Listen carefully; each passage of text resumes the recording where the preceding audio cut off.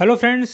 India people and economy class 12th की geography की book है, तो इसको हम पूरा कवर करते हैं एग्जामिनेशन के पॉइंट ऑफ व्यू से। सबसे पहली बात तो ये है कि नज़र के सामने जिगर के पास रखो एटलस, क्योंकि आधे से ज़्यादा इसमें एटलस से क्वेश्चन है, इसमें और कुछ नहीं है। तो बुक पढ़ने की जरूरत नहीं है, एनसीईआरटी जो बता रहा हूँ मैं उतना कर लो। एटलस देखते रहो, बस रोज़ देखते रहो, जैसे हम देखते हैं हर चीज़ वैसे ही एटलस भी देखते रहो, याद हो जाएगा। तो इसमें ट्रांसपोर्ट एंड कम्युनिकेशन है यूनिट, इंटरनेशनल ट्रेड यूनिट है, उसमें कुछ नहीं है, सब एटलस बेस्ड फैक्चुअल क्वेश्चन है और कुछ नहीं है उसमें। रॉकेट साइंस नहीं है, कोई दिमाग नहीं लगाना है। अब आप जानते हो कि वाटरवेज कहाँ हैं, कौन से हैं, वो सब आप लोकेट करोगे एटलस में। कम्युनिकेशन सब एटलस में लोकेट करोगे, कहाँ कितना क्या हो गया। अब 100 एयरपोर्ट हो गए इंडिया में, फिर ये सब चीज़ें हैं। कोची सबसे अच्छा है, सोलर वहाँ पैनल लगे हुए हैं एयरपोर्ट पे, ये सब चीज़ें आती हैं। सबसे क्लीन कौन सा है, सबसे बड़ा कौन सा है, वो कौन सा है, ऐसा कौन सा है, नेचुरल कौन सा है। कुछ सिमेट्री होती हैं, जैसे टी से तमिलनाडु, टी से टूटीकोरिन ये पोर्ट है ना। ऐसी कैसे केरला, कैसे कोचिन। जवाहरलाल नेहरू जब भारत के प्राइम मिनिस्टर थे तो उनका सीधी सी बात है पोर्ट या तो दिल्ली में तो बनेगा नहीं, बम्बई में बनेगा, तो मुंबई हो गया। ह्यूमन पेपिलोमा वायरस, इससे कैंसर ऑफ सर्विक्स होता है, तो वो ह्यूमन पेपिलोमा वायरस से याद रखो, हल्दिया। उसके बाद फिर एचपीवी, एचपीवी वायरस होता है ना, ह्यूमन पेपिलोमा वायरस, तो हल्दिया। पी से पैरादीप, वी से विशाखापट्टनम, ये ईस्टर्न साइड में है। ऑर्डर आते हैं north to south, east to west, इस तरीके से। तो ये आप बस निमोनिक्स बना लो, कोई कीवर्ड बना लो, इस तरीके से आप याद रखो।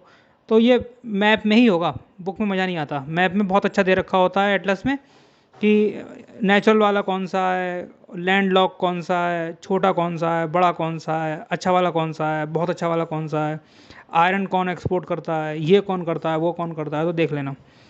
इंटरनेशनल ट्रेड में वही है, एक्सपोर्ट करो ज़्यादा, इंपोर्ट करो कम, और क्या ट्रेंड है, क्या डायरेक्शन है। अब देखो, इंटरनेशनल ट्रेड में हमारा जो बेसिकली हम देखें तो हम एक्सपोर्ट ज़्यादा करते हैं अमेरिका के लिए, यूएई के लिए। यहाँ हमारा जो है बैलेंस ऑफ ट्रेड जो है पॉजिटिव है, हम ज़्यादा एक्सपोर्ट करते हैं, बाकी हम इंपोर्ट करते हैं। सबसे ज़्यादा एक्सपोर्ट हम करते हैं रिफाइनरी प्रोडक्ट्स, पेट्रोलियम की रिफाइनरी सबसे ज़्यादा हम ही करते हैं। इंपोर्ट भी सबसे ज़्यादा हम करते हैं पेट्रोलियम, लेकिन उसकी रिफाइनरी करके उसको, मतलब उसका रिफाइन करके उसको एक्सपोर्ट भी सबसे ज़्यादा हम ही करते हैं। ये चीज़ होती है। तो इसमें ट्रेंड डायरेक्शन वो तो सब लेटेस्ट आएगी ना एग्जाम में, तो वो तो एटलस से ही होगा। पुराना वाला एटलस देख लेना, फिर नया वाला एटलस ले लेना, वो भी देख लेना। ऑनलाइन में पढ़ना, ऑनलाइन में मज़ा नहीं आता, आंखें खराब हो जाती हैं। वैसे भी एटलस को जो है वो ऑफलाइन ही पढ़ना चाहिए। ये हो गया। फिर एक यूनिट है इसमें, geographical perspective on selected issues and problems. उसमें से सब कुछ नहीं है, वो सब करंट की होती हैं, तो करंट का न्यूज़पेपर पढ़ते रहो, उसी से आ जाएगा। इसमें कोई ऐसा कोई विशेष इसमें वो नहीं है, क्योंकि इस किताब का नाम है इंडिया पीपल एंड इकोनॉमी, तो इकोनॉमी से रिलेटेड प्रॉब्लम तो करंट की ही आती हैं, कोई पुरानी प्रॉब्लम नहीं आती है इसमें। पुरानी प्रॉब्लम का कोई मतलब ही नहीं है। और एक पॉलिसी रिलेटेड आते हैं जो स्टेटमेंट्स होते हैं, वो पॉलिसी में इकट्ठी एक बार में सारी कर लेंगे। फिर इसमें एक यूनिट है हमारी ह्यूमन सेटलमेंट, इसमें भी कुछ नहीं है। क्लस्टर्ड, सेमी क्लस्टर्ड, हैमलेटेड, डिस्पर्स्ड और आइसोलेटेड, ये चार तरीके के ह्यूमन सेटलमेंट होते हैं। क्लस्टर्ड माने जो बहुत क्लस्टर में फैले हुए हैं, जैसे आपका टाउन हो गया बहुत बड़ा, कोई कोई बहुत बड़ा एरिया हो गया। सेमी क्लस्टर्ड छोटा वाला एरिया, ठीक है। उसके बाद हैमलेटेड, हैमलेट का मतलब होता है गांव, तो गांव की तरह होगा वो, मतलब छोटे से एरिया में होगा, बहुत छोटे से एरिया में होगा, ज़्यादा एरिया में नहीं होगा, पॉपुलेशन डेंसिटी भी कम होगी। ये घटते हुए क्रम में है। फिर हैमलेटेड के बाद आता है आइसोलेटेड या डिस्पर्स्ड। ये पहाड़ों पे एक मकान कहीं, फिर एक मकान उस मतलब 500 मीटर दूर जाके ऐसे होते हैं, तो ये आइसोलेटेड होते हैं, डिस्पर्स्ड होते हैं, तो ये तो पहाड़ों पे ही होगा। तो ये डिक्रीजिंग ऑर्डर में मैंने बताया आपको, क्लस्टर्ड, सेमी क्लस्टर्ड, हैमलेटेड और आइसोलेटेड, या आप कह सकते हो डिस्पर्स्ड, ठीक है। ये हुआ क्लस्टर्ड, सेमी क्लस्टर्ड, हैमलेटेड, फिर डिस्पर्स्ड या आइसोलेटेड, याद हो गया। बाकी इसमें कुछ नहीं है, वो आप पता पता कर सकते हो। जहाँ टेरेन जो है वो डिफ़िकल्ट होगा, वहाँ पे पॉपुलेशन डेंसिटी कम होगी, और मतलब फिर समझ सकते हो ना कहाँ होगा आइसोलेशन में, हिल एरिया पे होगा आइसोलेशन, और कहाँ होगा। सीधी सी बात है, कॉमन सेंस का क्वेश्चन है। अच्छा, एक फिर इसमें यूनिट है हमारी, अब 2 यूनिट बची हैं पॉपुलेशन की। 1872 में पहली पॉपुलेशन हुई थी इंडिया में, लेकिन वो पूरी इंडिया के लिए नहीं हुई थी। 1881 में, 1881 में पूरी पॉपुलेशन हुई थी, पूरी इंडिया के लिए, मतलब वो हुई थी सेंसस जो हुई थी पॉपुलेशन का, ये ध्यान रखना। फिर 1901 से लेकर 1921 तक हमारी पॉपुलेशन की ग्रोथ मतलब स्टेगनेंट थी, जितने पैदा होते थे उतने मर जाते थे बेचारे। 1921 से लेकर 1951 तक थोड़ा ठीक ठाक हालत रही, ग्रोथ हुई। फिर 51 से लेकर 81 तक, 51 से लेकर 81 तक ज़बरदस्त बच्चे पैदा करे हमने, कुछ नहीं करा उसके अलावा, 51 से लेकर 81 तक। 81 के बाद फिर ग्रोथ रेट में कमी आई है। ग्रोथ रेट तो पॉजिटिव है लेकिन ग्रोथ रेट में कमी आई है। अब हमारा टारगेट क्या है? हमारा टारगेट ये है कि हमारा टोटल फर्टिलिटी रेट है। टोटल फर्टिलिटी रेट का मतलब होता है कि मतलब रिप्रोडक्टिव स्पेन जो होता है फीमेल का, उसमें कितने बच्चे वो पालती है, बियर करती है। तो 2.1 जब होगा तो हमारा स्टेबल पॉपुलेशन हो जाएगा। मतलब एकदम नहीं होता है, उसमें 10-15 साल लग जाते हैं। तो हमारा टारगेट है 2045 तक जो है हम इसको अचीव कर लें, स्टेबल पॉपुलेशन को। ठीक है। और जो नेशनल फैमिली हेल्थ सर्वे की अभी रिपोर्ट आई है, 5वीं 5th रिपोर्ट जो आई है, उसमें तो ये है कि भाई अभी हमारा TFR 2 पे पहुंच गया है, 2 पे। बस यूपी को छोड़ दो और ये बिहार को छोड़ दो और ये महाराष्ट्र को छोड़ दो, मध्य प्रदेश को, महाराष्ट्र को नहीं, ये छोड़ दो, तो 4-5 स्टेट, बाकी सब में जो है वो TFR डाउन हो गया है, 2 हो गया है टोटल फर्टिलिटी रेट। तो ये एक बहुत अच्छी हमारे लिए इन्फॉर्मेशन है। बाकी अभी सेंसस होगा 2021 में, तो वो कैंसिल हो गया था। जब उसका लेटेस्ट डाटा आएगा तो फिर वो वही आएगा एग्ज़ाम में, तो फिर आपको दोबारा एटलस लेना पड़ेगा या फिर डेमोग्राफी की बुक ले लेना, क्योंकि लेटेस्ट ही पूछते हैं, पुराना कभी नहीं पूछते। कंपैरिजन पूछ लेते हैं कभी कभी, लेकिन ऐसा होता नहीं है कंपैरिजन पूछें, सीधे सीधे क्वेश्चन होते हैं, फैक्चुअल, इसमें कुछ नहीं होता है। ठीक है। डेंसिटी, पॉपुलेशन ग्रोथ, ये सब कंपोजिशन, ये सब आपको जो है डेमोग्राफिक स्टडी फैक्चुअल होती है, एटलस में मिल जाएगी। ठीक है। इसमें और कुछ नहीं करना होता है, ये फैक्चुअल होता है। कुछ कीवर्ड्स हैं जो कि NCERT में दे रखे हैं, जैसे कि फिजियोलॉजिकल डेंसिटी। फिजियोलॉजिकल डेंसिटी का मतलब होता है total population upon net cultivated area. फिर agriculture density, total agriculture population upon net cultivable area. ये कीवर्ड ध्यान रखना। एग्रीकल्चर पॉपुलेशन होती है, एग्रीकल्चर पॉपुलेशन की डेफिनेशन क्या है? कल्टीवेटर्स और जो एग्रीकल्चरल लेबरल्स हैं और उनकी फैमिली, वो सब एग्रीकल्चर पॉपुलेशन में आते हैं। ठीक है। बाकी तो मैप का ही है। ये न्यूमेरिकल पूछ सकते हैं, पॉपुलेशन 100 यूनिट थी तो वो एक, फिर बाद में 200 यूनिट होगी, बताओ कितनी ग्रोथ हुई? 200 में से 100 गया, 100 अपॉन 100, जो कि पहली वाली जो है वो डिवाइड डिनोमिनेटर में रखते हैं हम, न्यूमरेटर में रखेंगे हम वो डिफरेंस और डिनोमिनेटर में रखेंगे हम पहली वाली, तो कितना आया? 100% बढ़ गई पॉपुलेशन। ये क्वेश्चन आ सकता है न्यूमेरिकल। फिर इसमें माइग्रेशन का है। अच्छा वो ध्यान रखना, 1901 से 1921 स्टेगनेंट थी, 21 से 51 फिर थोड़ी रही ठीक ठाक ग्रोथ, और उसके बाद में फिर 51 से 81 ज़बरदस्त, 1951 से 1981 तक ग्रोथ। फिर 4th फेज़ में 81 के बाद हमारा ग्रोथ रेट थोड़ा सा डाउन हुआ है, लेकिन है पॉजिटिव आज भी। ठीक है।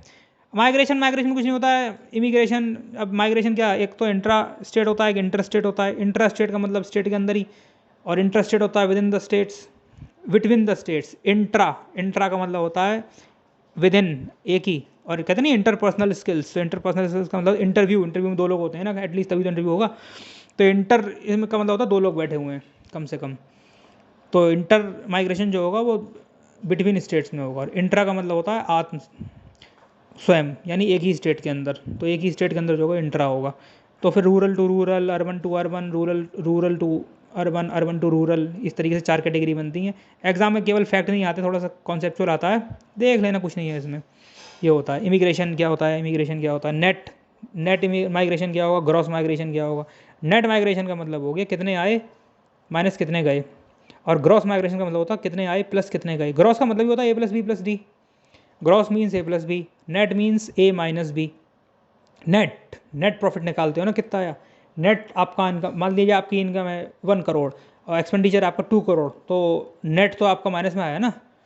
ठीक है ना। तो नेट का मतलब होता है माइनस, ग्रॉस का मतलब होता है प्लस, A+B, टर्नओवर जिसको बोलते हैं। तो ये है। ऑक्यूपेशनल कैटेगरीज पूछ लेते हैं, ये NCERT में दे रखी हैं। तो ऑक्यूपेशनल कैटेगरीज 2001 के सेंसस के हिसाब से cultivator, agricultural labourers, house hold industrial workers और अदर वर्कर्स, ये 4 कैटेगरी थी। यही आ सकती हैं अगर एग्जाम में आई तो। ठीक है। माइग्रेशन मैंने आपको बता दिया पूरा। माइग्रेशन के अलावा माइग्रेशन कैटेगरी, फिर इसमें है हमारा जो हमको पढ़ना है इस बुक से, ह्यूमन डेवलपमेंट इंडेक्स होता है, जेंडर डेवलपमेंट इंडेक्स होता है, जेंडर एम्पावरमेंट मेज़र होता है, जेंडर गैप इंडेक्स होता है, GGI जिसको बोलते हैं, ये सब होते हैं। तो इसमें जो है वो HDI सबसे पहले इंपॉर्टेंट है। HDI में human development index geometric mean निकालते हैं। इसमें पैदा होता, पढ़ता, पढ़ाता, यानी पैदा हुआ तो फिर उसको देखो कि वो सर्वाइव कर पाएगा नहीं पढ़ पाएगा, फिर उसके बाद पढ़ेगा तो उसकी बेसिक वो देखो, education, mean year of schooling वगैरह, और फिर वो इनकम वाला देखो, इनकम का क्या है। ये 3 पैरामीटर होते हैं इसमें। ठीक है। तो इसमें क्या होता है, इसमें निकालते हैं फिर ज्योमेट्रिक मीन से, फिर वैल्यू आती है इसकी निकाल के 0 और 1। जीरो, अगर जीरो की तरफ वैल्यू है तो कम है डेवलपमेंट, वन की तरफ वैल्यू है तो ज़्यादा है। ये एचडीआई की बात कर रहा हूँ। जेंडर डेवलपमेंट इंडेक्स में क्या करते हैं फिर, वो जेंडर का इसमें फैक्टर इंक्लूड कर देते हैं। निकालते पहले एचडीआई ही हैं, आपको सबसे पहले एचडीआई ही निकालना पड़ेगा, उसके बाद ही आप जीडीआई निकाल सकते हो, जीजीआई निकाल सकते हो, या फिर वो जेंडर एम्पावरमेंट मेजर निकाल सकते हो, कुछ भी निकाल सकते हो। इसकी लेटेस्ट रिपोर्ट आती रहती है, कभी कभी एग्जाम में डायरेक्ट पूछ लेते हैं रैंकिंग क्या है, और भाई छोटे देशों की उनकी रैंकिंग अच्छी होगी। वैसे नॉर्वे, फिनलैंड वगैरह ये हमेशा टॉप करते हैं। आइसलैंड, नॉर्वे, फिनलैंड, यही जब ये आपके स्वीडन हो गया, नॉर्डिक कंट्रीज़ हो गई, आइसलैंड भी इसमें आता है। आइसलैंड भी कभी कभी रैंक अच्छी ले आता है। आइसलैंड नॉर्डिक कंट्रीज़ में नहीं आता, लेकिन वो रैंक अच्छी ले आता है कभी कभी। इंडिया के बीच में रहती है रैंक। अब इंडिया से अच्छी रैंक किसकी होगी? श्रीलंका की बिल्कुल होगी, छोटा देश है ना, इसलिए होगी। इसमें ज़्यादा मतलब प्रफुल्लित होने वाली कोई बात नहीं है कि श्रीलंका अच्छा है। एक बार तो बांग्लादेश की रैंकिंग हमसे अच्छी आई थी, जीडीपी वगैरह उसकी अच्छी थी। तो बांग्लादेश छोटा है ना, तो उसका देखो, छोटी जगह का तो पैरामीटर सब अच्छे अच्छे होंगे ना, बड़ी जगह में प्रॉब्लम आती है। तो ये है इसमें। फिर पॉवर्टी, गरीबी, पॉवर्टी एस्टिमेट्स के अलग अलग वो है, हम इकोनॉमिक्स में पढ़ेंगे, यहाँ नहीं पढ़ेंगे। हम इकोनॉमिक्स में मज़ा भी आएगा पढ़ने में, और वो अलग अलग उनकी एस्टिमेट्स होते हैं। हाँ, उसकी यूएनओ की पढ़ लो। $2 पर डे अगर आप एक्सपेंडिचर नहीं कर पा रहे हो तो आप एक्सट्रीम पॉवर्टी में हो। $2 पर डे एक्सपेंडिचर निकाल लेना, कर पाते हो नहीं कर पाते हो। अगर नहीं कर पाते हो तो फिर मतलब वैसे नहीं, मटर गश्ती में नहीं, टोटल सब बिजली का बिल बिल मिला मिलू के सब जितना खाना वाना सब जोड़ जाड़ के $2 का है। लिटरेसी रेट, लिटरेसी रेट क्या होती है? लिटरेसी रेट ये होती है a person who can read और write above 7 years of age, 7 साल से ऊपर का अगर कोई बच्चा या बच्ची है और वो रीड कर सकती है, राइट कर सकती है, अंडरस्टैंड कर सकती है, तो वो लिटरेट मानी जाती है। इंडिया की डेफिनेशन ये है। लेटेस्ट डाटा आने दो, पॉपुलेशन का पढ़ लेना, अगर पहले पेपर देने जा रहे हो तो पुराना वाला पढ़ लेना, ठीक है। तो ये चीज़ होती है। अब फिर ह्यूमन डेवलपमेंट इंडेक्स कब आया? महबूब उल हक अहमद सेन ने दिया था, 1995 में आया। फिर आपकी कभी कभी पूछ लेते हैं फैक्चुअल, ज़्यादा इतना ध्यान देने की जरूरत नहीं है, तो वो जब पढ़ना मैप में तो उसी में दे रखा होगा, एटलस में। वो एटलस में काफ़ी कुछ कवर कर लेते हैं हम, ठीक है। तो ये चीज़ होती है इसमें। तो ये यूनिट्स चल रही है हमारी यहाँ पर ज्योग्राफी की। तो इसमें मैंने आपको काफ़ी यूनिट्स करा दी, लगभग लगभग सभी यूनिट्स हो गई इसमें। जो मेन चीज़ है इसमें, हाँ, अब हम पढ़ेंगे इसमें वाटर रिसोर्सेज। वाटर रिसोर्सेज भी वही है, क्वालिटी, वाटर क्वालिटी, और ये सब करंट इवेंट से संबंधित है, इसमें कोई ऐसा कुछ नहीं है। फिर इसके बाद मैन्युफैक्चरिंग इंडस्ट्रीज़ क्या है, इसमें सब कुछ फैक्चुअल है, मैप बेस्ड है और कुछ नहीं है, ठीक है। प्लानिंग एंड सस्टेनेबल डेवलपमेंट, ये भी सब करंट इवेंट से जो है। पेपर पढ़ते रहो भाई, बढ़िया सा, एक हिंदू पढ़ लिया करो या कोई भी पेपर पढ़ लो नेशनल लेवल का, तो उसमें से न्यूज़ जो आती रहती है उसको बस कवर रखा करो। अब इसमें लैंड रिसोर्सेज एंड एग्रीकल्चर, देखो लैंड रिसोर्सेज में और एग्रीकल्चर में क्या है। तो इसमें क्वेश्चन आता है बेसिकली, जो एनसीईआरटी में दे रखा है वो भी क्वेश्चन आएगा। तो इसमें कुछ फॉरेस्ट होता है एक तो लैंड में, बैरन और वेस्ट लैंड होता है, वो तो काम ही नहीं होगा उस पर। Land put on non agriculture uses, तो नॉन एग्रीकल्चर यूज़ होगा उसका। ये कैटेगरी है लैंड की। इसमें एग्जाम में पता कौन सा आएगा? इसमें आएगा कि ये बताइए कल्चरेबल वेस्ट लैंड कौन सा होता है। भाई 5 साल से वहाँ खेती नहीं हो रही है, मतलब कोई काम नहीं हो रहा है एग्रीकल्चर का, तो वो कल्चरेबल वेस्ट लैंड हो गया, ठीक है। करंट फैलो, 1 साल से वहाँ खेती नहीं हो रही है, जिससे कि मतलब वो रिकूप कर ले अपनी फर्टिलिटी लैंड, तो वो करंट फैलो लैंड बोलते हैं उसको। फिर होता है fallow land other than current fallow land, तो उसमें यह है कि 1 साल से 5 साल के बीच में वहाँ पे हो गया, अभी तक कोई खेती वेती नहीं हो रही है, तो उसको बोलते हैं fallow land other than current fallow. बस नेट एरिया सोन, जहाँ तुम ये वो कर रहे हो खेती, उसको नेट एरिया सोन बोलते हैं, कितना कितना नहीं है। तो ये क्लासिफिकेशन है, एनसीईआरटी में ही आते हैं, बस नाम आएगा इनका और कुछ नहीं आएगा, बाकी मैप में देख लेना। तो फॉरेस्ट हमारा बड़ा आज़ादी के बाद से, यस बड़ा हमने तरक्की करी है। नेट एरिया सोन बड़ा है, हाँ बड़ा, बिल्कुल हमने तरक्की करी है इसमें, ऐसी कोई बात नहीं है, मतलब इंप्रूवमेंट तो है, ऐसी कोई बात नहीं है। फिर कॉमन प्रॉपर्टी रिसोर्सेज क्या होते हैं? कॉमन प्रॉपर्टी रिसोर्सेज, इस पर भैया हर कोई काम करे उस पर। अब इंडस्ट्री है, वो अपना वेस्ट डाल रही है, पास में जो है वो कोई रिवर है या कोई लेक है, कुछ भी है, तो और वहाँ पे जो है वो इंडस्ट्री का भी हो गया रिसोर्स, और वहाँ पे फिशिंग भी हो रही है, दोनों चीज़ें हो गई। तो ये एरिया अंडर मिसलिनियस जो है वो आप कह सकते हो इसको। वैसे area under permanent pasture and grazing land बोलते हैं इसको, area under permanent pastures and grazing land. तो ये हो गया इसमें कि कॉमन प्रॉपर्टी सोर्स क्या होते हैं, भाई सभी लोग काम करते हैं उस पर। एग्रीकल्चर में मालूम है क्या है? कुछ फसलें ऐसी होती हैं जिनको ज़्यादा टेम्परेचर चाहिए, ज़्यादा रेनफॉल चाहिए। सीधी सी बात है, रेनफॉल होगा कब? जब टेम्परेचर ज़्यादा होगा। जब रेनफॉल तभी होगा जब टेम्परेचर कम है, तो रेनफॉल कहाँ से हो जाएगा? तो कॉफ़ी और टी है हमारी, राइस है, इसके लिए टेम्परेचर भी ज़्यादा चाहिए, रेनफॉल भी चाहिए। तो रिलेटिवली अगर देखो, सबसे ज़्यादा चाहिए कॉफ़ी को, उससे कम चाहिए टी को, उससे कम चाहिए राइस को। तो और ये जैसे वो विदा होती है तारों की छाँव में, ऐसी ये जो कॉफ़ी और टी होती है, ये पहाड़ियों के स्लोप पे होती है, ठीक है, पत्तियों की छाँव में। मतलब कहने का मतलब ये है कि इसमें स्लोप होता है और पानी भी नहीं रुकता है, और डायरेक्ट सनलाइट भी नहीं पड़ती है, शेडो में होती है। कॉफ़ी शेडो में होती है हमेशा, पेड़ के शेडो में होती है, शेडो चाहिए वहाँ पे। चाय को नहीं चाहिए शेडो, लेकिन कॉफ़ी को शेडो चाहिए, तो ये आप ध्यान रखना। राइस सीधी सी बात है। अब कुछ ऐसी होंगी जिनको मतलब कम में भी जाती हैं वो, जैसे ये आपकी हो गई वीट। वीट का भैया कौन है? जौ, बारले। मिलेट्स में ज्वार, रागी, बाजरा आता है। ये सब जो होती हैं इनके लिए पानी की जरूरत नहीं है ज़्यादा, ये मतलब कम पानी में हो जाती हैं। जब कम पानी में जाती मतलब पानी मेन है, मतलब इरिगेशन वाला। टेम्परेचर जो है वो भी कम चाहिए इनको, ज़्यादा टेम्परेचर भी नहीं चाहिए, मतलब काफ़ी जो है वो टॉलरेंट होती हैं ये, ऐसी बात नहीं है। हाँ, राइस के लिए तो स्टेगनेंट वाटर चाहिए, पूरा भरा हुआ चाहिए पानी, तब राइस होता है। शुगर केन के लिए ज़्यादा पानी चाहिए रिलेटिवली, देख लो।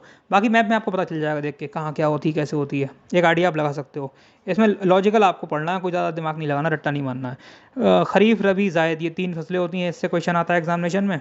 तो जायद का मतलब होता है ये आपको जो गर्मियों में हम खाते हैं, ठीक है। तो गर्मियों में हम फ्रूट्स एंड वेजिटेबल्स खाते हैं ना, वो क्यूकम्बर भी मिल जाता है, वाटरमेलन भी मिल जाता है, वो सब चीज़ें होती हैं। तो फ्रूट्स, वेजिटेबल, ये सब चीज़ें होती हैं जायद की जो फसल, ठीक है। Vegetables and fruits. और फिर हमारी होती हैं रबी की फसल और खरीफ की फसल। रबी का मतलब आप समझो, रबी माने सूर्य, सूर्य को हिंदी में कहते हैं सन को रवि। तो सूर्य की धूप कब अच्छी लगती है? हमें अक्टूबर से मार्च के बीच में अच्छी लगती है, बस ये है। तो इसमें क्या होता है, वीट का भैया जौ यानी बारले, और ग्राम चने, रैपी सीड्स, मस्टर्ड, बस ये होती हैं। ये ध्यान रखना रबी में कौन कौन सी आती हैं, ठीक है। और ये तो नॉर्थ इंडिया की बात हो रही है। साउथ इंडिया में सब एक सी होती हैं। राइस साउथ इंडिया में होगा, कोई भी सीजन हो। मेज़ होगा, रागी होगा, ग्राउंड नट होगा, ज्वार होगा। तो ये एनसीईआरटी में दे रखा है, वहाँ टेंशन नहीं लेने की है। खरीफ और रबी दोनों में सदर्न इंडिया में राइस, मेज, रागी, ज्वार, ग्राउंड नट, ये आप मतलब नोट्स बना के लिख लो। बट हमारे नॉर्थ इंडिया में थोड़ा चेंज होता है। रबी की फसल में जो है वो गेहूँ का भैया जौ, ग्राम, चने, रेपिसीड और मस्टर्ड ऑयल, ये वाली तो हो गई रबी की। बाकी जो बची हैं वो खरीफ, सीधी सी बात है। तो खरीफ में आपका राइस आ जाएगा, जो भी आ जाए। बाकी जो बची खरीफ, ज़्यादा याद करने की जरूरत नहीं है उसको, एमसीक्यू में ऐसे सॉल्व करा जाता है। ये चीज़ होगी, कौन सी फसल कैसी होगी, क्या होगी, मैप से देखो, इसमें और कुछ नहीं है, आसानी से हो जाएगा। तो इसमें बेसिक जो था वो यही था इस बुक में, इससे ज़्यादा कुछ है नहीं। एमसीक्यू बेस्ड प्रॉब्लम्स अगर आएंगी तो यहाँ से आएंगी, बस आप एटलस देख लो और कुछ नहीं है। और आगे हम और डिस्कस करते रहेंगे। जैसे इसमें एग्रीकल्चर प्रॉब्लम दे रखी है, एग्रीकल्चर प्रॉब्लम सब करंट की आती हैं, सारे करंट इशू होते हैं उसमें, और कुछ नहीं होता है, कोई पुरानी प्रॉब्लम नहीं आएगी। एग्रीकल्चर पॉलिसी, टारगेट वगैरह और ये सब, वो जब इकोनॉमिक्स में हम लोग पढ़ेंगे ना, इंडियन इकोनॉमी, वहाँ ज़्यादा अच्छे से कवर करेंगे इसको। तो ये आपका होगी पूरी बुक। इस बुक का नाम था India people and economy. Thank you.